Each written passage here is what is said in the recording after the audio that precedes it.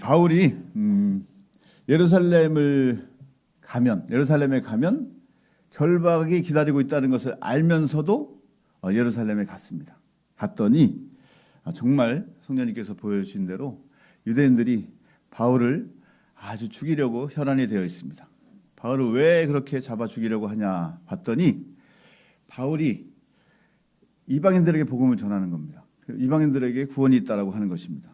이스라엘 백성들, 유대인들은 오직 자기 유대인들만 선민이기 때문에, 택하신 백성이기 때문에 유대인들만 구원받을 수 있다라고 알고 있었고 주장하고 있었는데, 바울이 그게 아니다, 오직 예수님을 믿으면 누구나 구원을 받는다 하면서 막 전하니까 화가 나는 겁니다.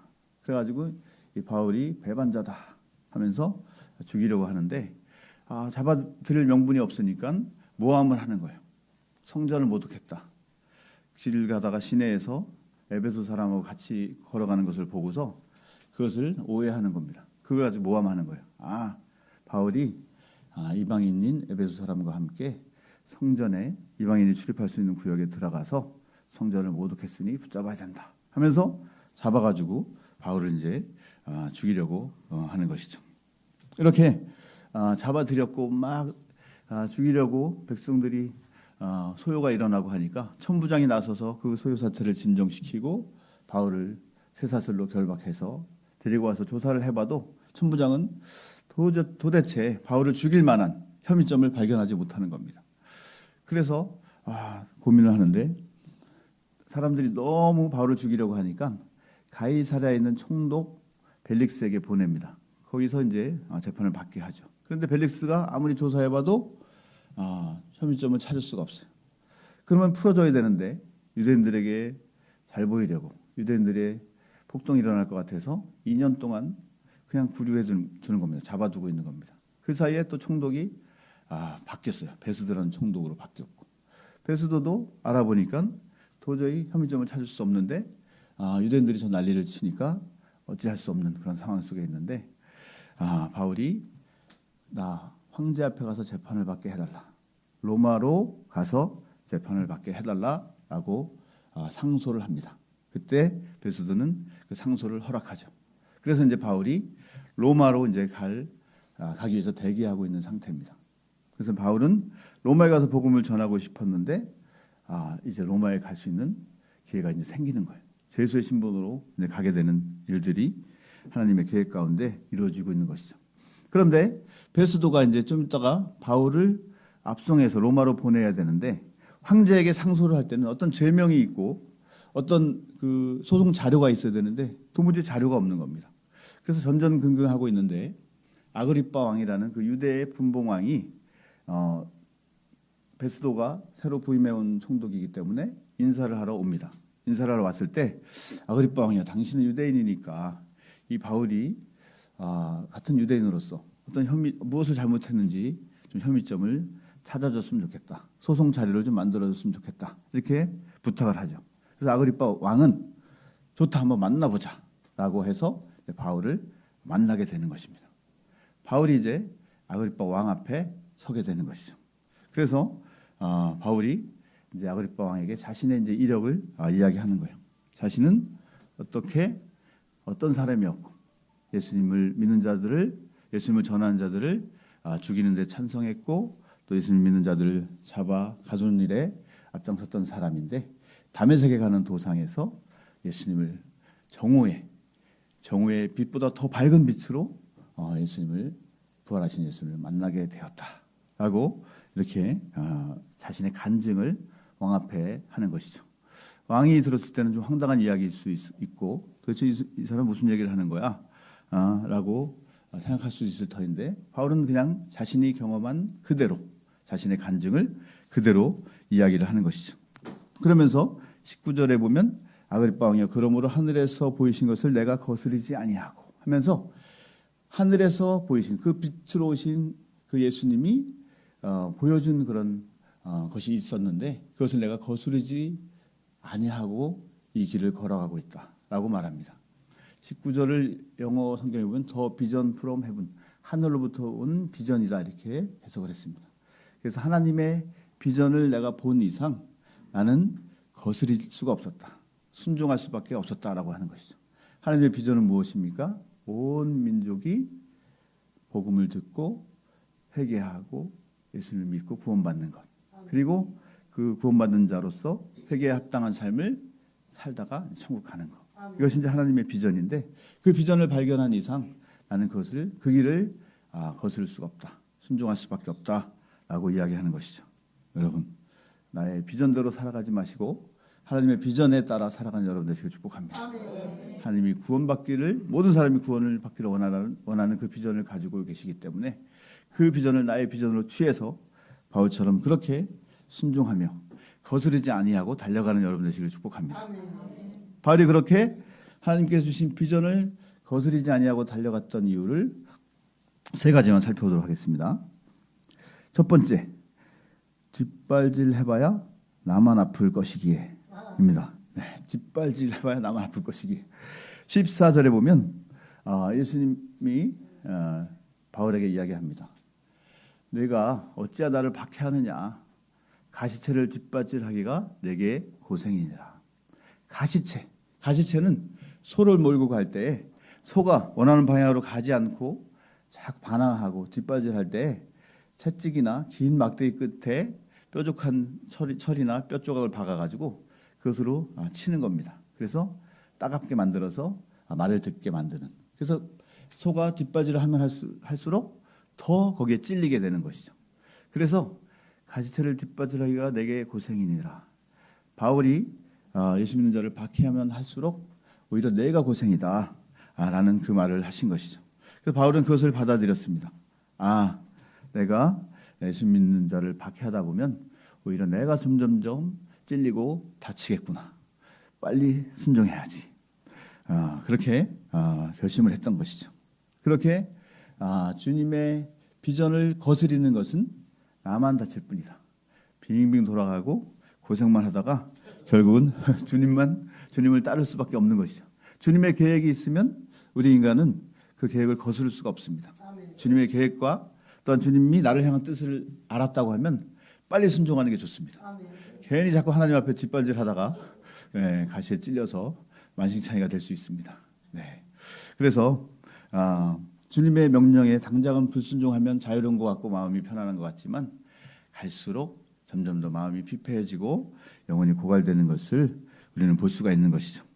그렇게 요나도 하나님의 말씀을 거역해서 니느웨로 가라고 하는 말씀을 거역해서 다시스로 가다가 결국은 하나님으로부터 혼나고 다시 니느웨로 가게 되는 것을 보지 않습니까? 하나님께서 명령한 것에 인간이 저항해봐야 하나님의 뜻을 바꿀 수 없다는 것을 보여주는 것이죠. 오히려 비전을 거스르는 것은 하나님과의 관계를 단절시키고 영적 고통과 불안정을 가져올 뿐이라는 것을 믿으시고 바울처럼 바로 순종하는 여러분 되시길 축복합니다. 하나님께서 나에게 비전을 주셨다. 그럼 바로 순종하는 여러분 되시길 축복합니다.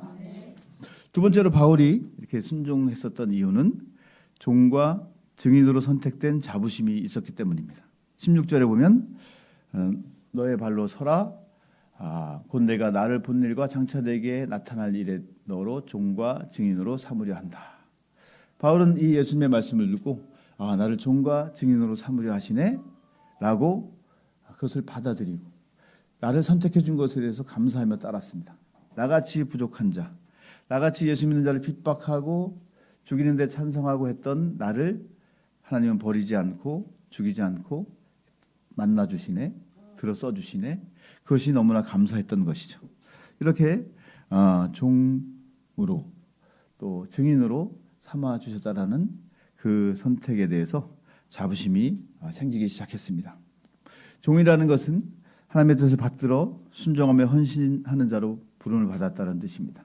우리가 종은 노예 같은 의미로 생각하면 좀 낮고 천한 직분이라고 생각하기 때문에 마음속에 꺼려질 수 있습니다. 그러나 주님의 종이 된다는 것은 주님께 속한다는 것입니다.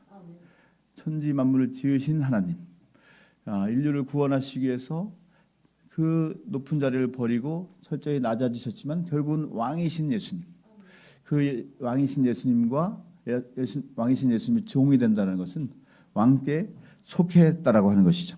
그래서 야고보는 야고보서 1장 1절에서 자신이 종된 것에 대해서 자부심을 가졌습니다. 하나님과 주 예수 그리스도의 종 야고보는 흩어져 있는 12지파에 문안하노라. 자신이 종된 것을 자부심을 가지고 편지 서두에 나는 그리스도의 종이다라고 자신 있게 이야기하는 것이죠. 여러분, 그리스도의 종된 여러분, 자부심을 가진 여러분 되시길 축복합니다. 아멘. 하나님께 속해 있음을 자랑스럽게 여기고 아멘. 큰 명예로 여기시는 여러분 되시길 축복합니다. 아멘. 종으로서 순종하고 헌신한 자들은 달란트 비유에서와 같이 5달란트, 2달란트 남긴 종에게 예수님은 마태복음 25장 21절에서 내가 작은 일에 충성하였으니 착하고 충성된 종이라고 칭찬을 해주십니다. 종이 주인의 즐거움에 참여하게 되는 것이죠. 아멘. 종의 직분을 잘 감당했을 때 주인의 즐거움에 참여하게 되는 영광을 맛보게 된다는 것입니다. 아멘. 하나님 나라의 영원한 상급, 하늘에서 주어지는 보상을 아멘. 종의 직분을 잘 감당했을 때 우리가 받을 수 있다라고 하는 것이죠.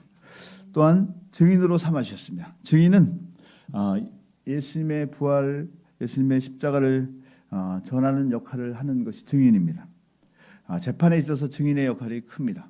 증인이 얼마나 잘 증인을 쓰냐에 따라서 한 사람이 살 수 있고 죽을 수가 있는 거예요. 우리를 증인으로 삼아 주었다라고 하는 것은 그만큼 중요한 직분을 받았다는 것입니다. 우리가 증인을 잘 서냐 안 서냐에 따라서 한 영혼이 살고 죽는 것이 달려있다라고 하는 것이죠.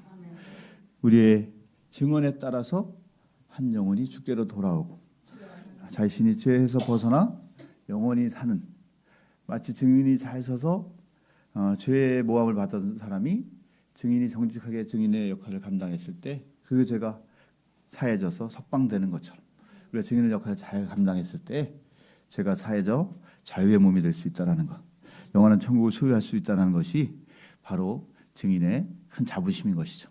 그렇게 우리를 증인으로 불러주셨습니다. 그러나 증인은 때때로 여러 가지 모함도 당하고 협박도 당하고 또 사실대로 말할 수 없는 일을 겪기도 하죠. 어떤 때는 위증을 하라고 또 협박을 당하기도 하고 그런 가운데서 정직하게 자신의 증인의 역할을 잘 감당할 때에 올바른 판결이 내려지는 것처럼 우리도 증인의 역할을 감당할 때에 고난이 따를 수가 있습니다. 그러나 마태복음 5장 11절 12절처럼 우리가 증인의 역할을 잘 감당하다가 받는 여러 가지 박해와 고난이 있을지라도 너의 상이 크다라고 이렇게 말씀하고 있습니다. 마태복음 5장 11절 12절에서 그렇게 말씀하고 있지 않습니까? 증인의 삶을 살면서 고난을 당할지라도 하늘의 상급이 크다. 하나님께서 보상해 줄 것을 많이 준비하고 계시다라는 것을 믿고 증인의 역할을 잘 감당하는 여러분 되기를 축복합니다. 종이든 증인이든 동일하게 주님께서는 상이 크다. 주인의 즐거움에 참여할 것이다. 이렇게 보상을 가지고 계신다는 것을 우리는 기억해야 될 것입니다. 세 번째로 너무도 그 사명의 내용이 너무도 귀하기 때문에 바울은 순종할 수 있었습니다. 바울은 18절에 보면 그 사명이 뭐하냐면 어둠에서 빛으로 사람들을 인도하는 일, 그리고 사망의 권세에서 건져내서 하나님께로 돌아오게 하는 일, 죄사함을 받게 해서 거룩한 무리 가운데서 기업을 얻게 하는 일. 기업이라는 것은 천국과 또한 천국에서 주어지는 상급을 이야기합니다. 예수님 믿음으로 인해서 영원한 천국에서 삶을 살게 되고 또 상급을 얻게 되는 것, 이것을 가져다 주는 일에 쓰임받게 된다는 것이죠. 그러니까 그것이 너무나 귀해서, 그 사명이 너무나 귀해서 나에게 맡겨진 그 사명의 내용이 너무나도 귀하기 때문에 기꺼이 순종하며 나아갈 수 있었던 것이죠. 여러분, 우리의 역할이 그만큼 큰 것입니다. 어둠에서 빛으로, 절망 가운데 소망 없이 살아가는 사람들에게 복음을 전해서 하나님을 만나 소망 가운데 살 수 있게 하는 일, 주님의 은총 가운데 날마다 살아갈 수 있게 하는 일이 우리 손에 달려있다라고 하는 것입니다. 사탄의 권세에서 건져내서 사탄의 권세인 지옥에 가게 되는 것, 사탄이 자신이 지옥 불못에 던져질 것을 알기에 백성들, 자녀들을 지옥으로 끌고 가려고 하는 이 세상 가운데서 우리가 복음을 전해서 하나님께로 돌아오게 하는 것, 그것이 우리의 역할이라고 하는 것이죠. 요한계시록 20장 10절에서 또 그들을 미혹하는 마귀가 불과 유황못에 던져진다. 마귀가 불과 유황못에 마지막 때에 던져지고 또 마귀의 유혹에 넘어간 사람들 짐승과 거짓 선지자도 세세토록 밤낮 괴로움을 받게 될 것이다. 그렇게 마귀와 마귀의 유혹에 넘어간 수많은 사람들이 지옥의 불못에 던져질 터인데 우리가 복음을 전해서 그들을 하나님께로 끌어올 수 있다고 하면 건져낼 수 있다고 하면 그것이 얼마나 귀하고 값진 일이겠습니까? 그 귀한 복음을 전하는 일에 나를 맡겨주시다니 내가 그 어찌 순종하지 않을 수 있겠습니까? 라고 하며 복음을 향해서 달려갔던 바울의 모습을 아그리빠에게 이렇게 이야기하는 것이죠. 그렇게 하나님께로 인도받은 사람은 요한계시록 21장에 보면 새하늘과 새 땅에 들어가게 됩니다. 그래서 거기는 눈물도 없고 사망도 없고 애통하는 것도 없고 곡하는 것도 없고 아픈 것도 다시 있지 아니하리라.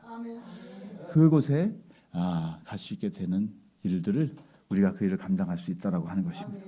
요한계시록 22장 1절에서 3절에서도 마찬가지로 생명수의 강이 흐르고 그 옆에 생명나무가 있는데 12가지 열매를 맺는 나무가 있다라는 것입니다.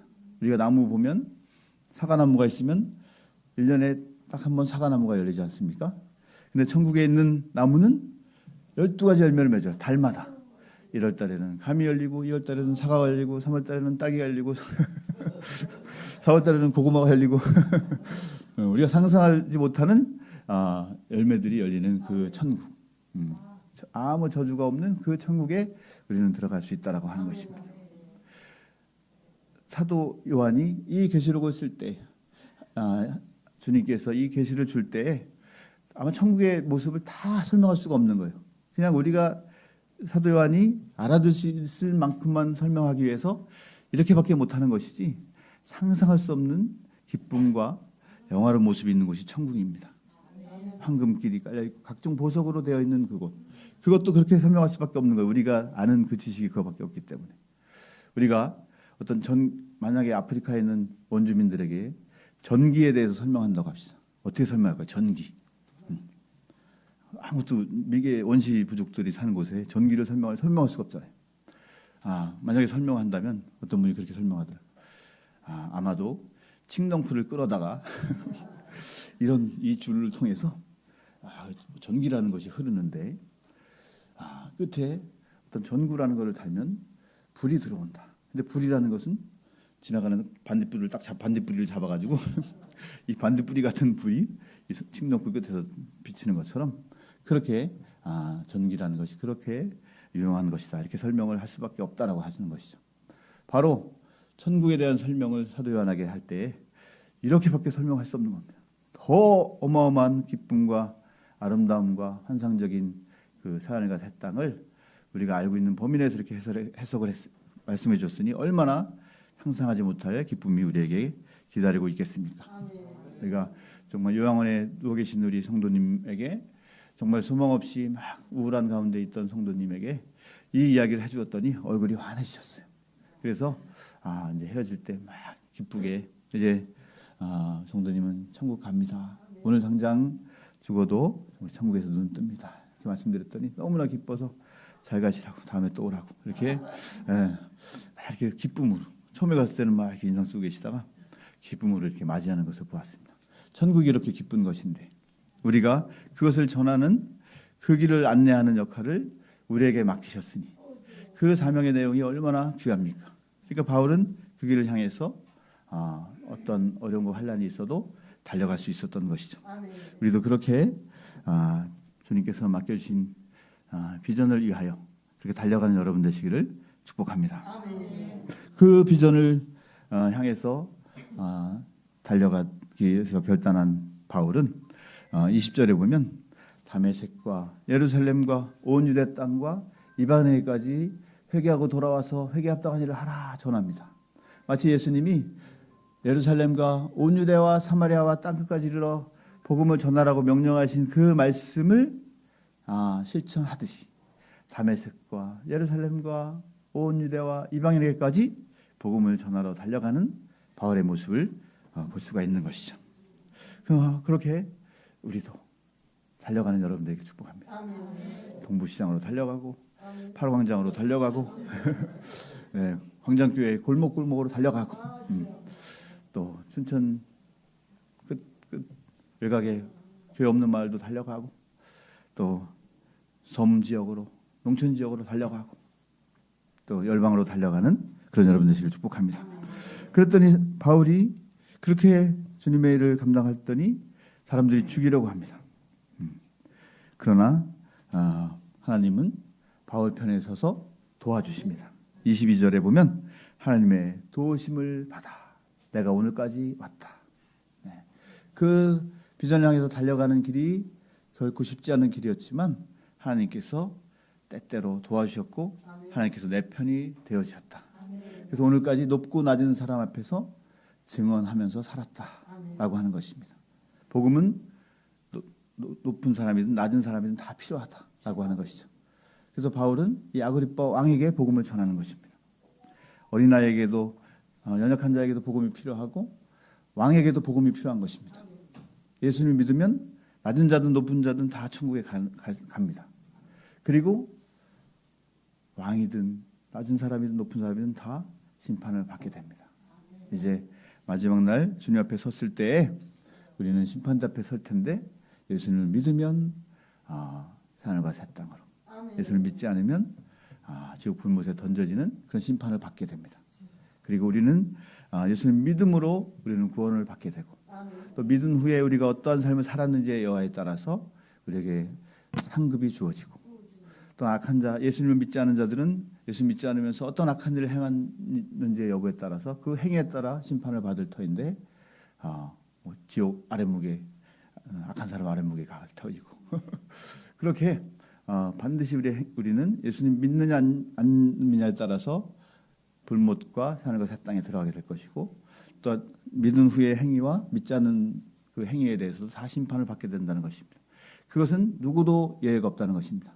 높고 낮은 사람 할 것 없이 다 그렇게 예외가 없기 때문에 바울은 그 높고 낮은 사람을 가리지 않고 그렇게 복음을 전하는 것이죠. 아그리빠 왕 앞에 그렇게 담대하게 복음을 전하는 것입니다. 그 당시 왕은 생사여탈권을 가지고 있어요. 죽이고 살리고 하는 그런 권한을 가지고 있는 왕입니다. 왕 앞에서 잘못 입을 말하면 죽임을 당할 수 있는 그런 우선 위치에 있는 것이고 왕이 사람들의 말을 듣겠습니까? 자신이 최고라고 생각하는데 그러나 그 왕 앞에서도 담대하게 자신의 간증을 통해서 복음을 전하는 그런 모습을 보게 되는 것이죠. 바울이 전하는 것은 왕을 설득하려고 했던 것이 아닙니다. 그냥 자신이 만났던 예수님을 전하고 또 23절에 예수님이 고난을 받았고 다시 부활했다라는 것을 전했을 뿐입니다. 예수님의 십자가와 부활을 이렇게 이야기했던 것이죠. 우리도 복음을 전할 때 그렇게 예수님의 십자가와 부활을 핵심으로 복음을 전하고 더 나아가서 바울처럼 어떤 간증이 있다고 하면 그 간증을 나누면서 하나님의 살아계심을 전하며 상대방이 마음의 문을 열고 복음을 받아들일 수 있도록 쓰임받아야 할 것입니다. 그렇습니다. 지금은 아그리빠 왕처럼 모든 사람들이 자신이 왕인 것처럼 살아가는 시대입니다. 그러니 복음을 전해도 먹히지 않아요.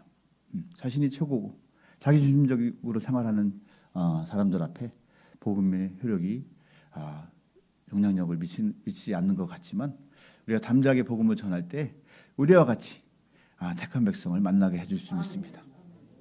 우리는 전할 뿐입니다. 우리에게 누군가 모태신앙을 빼고 누군가 우리에게 전했을 때 내 마음이 움직였던 것처럼 누군가 전하지 않았으면 내 마음이 어떻게 움직이겠습니까? 우리가 그렇게 세상 사람들을 자기가 왕으로 모시면서 왕처럼 살아간다고 해서 주눅들지 말고 바울이 아그리빠 왕 앞에서 주눅들지 않고 담대하게 복음을 전했던 것처럼 그렇게 이제 당신을 왕으로 섬기지 말고 예수님을 왕으로 모시면서 살자. 예수님의 통치하심에 맡기면서 살자라고 권면하는 여러분 되시길 축복합니다. 요한계시록 22장 1절에 보면 이제 마지막입니다. 이 아까 보았던 말씀 중에 천국에서 하늘과 새 땅에는 하나님과 어린 양의 보좌로부터 생명수의 강이 흘러나온다고 했습니다. 그리고 3절에 보면 그 중앙에 그 가운데에 하나님과 그 어린 양의 보좌가 있다라고 하는 것입니다. 예수님이 천국에서도 살과 새 땅에서도 보좌에 앉아 있다는 것입니다. 왕으로 앉아 계신다는 것입니다. 왕 앞에서 아그리빠 왕 앞에서 왕 대신 예수님을 바울은 전했던 것입니다. 우리도 이 세상 가운데 자기가 왕처럼 살아가는 사람들 가운데 왕 대신 예수님을 전하는 여러분 되시기를 축복합니다.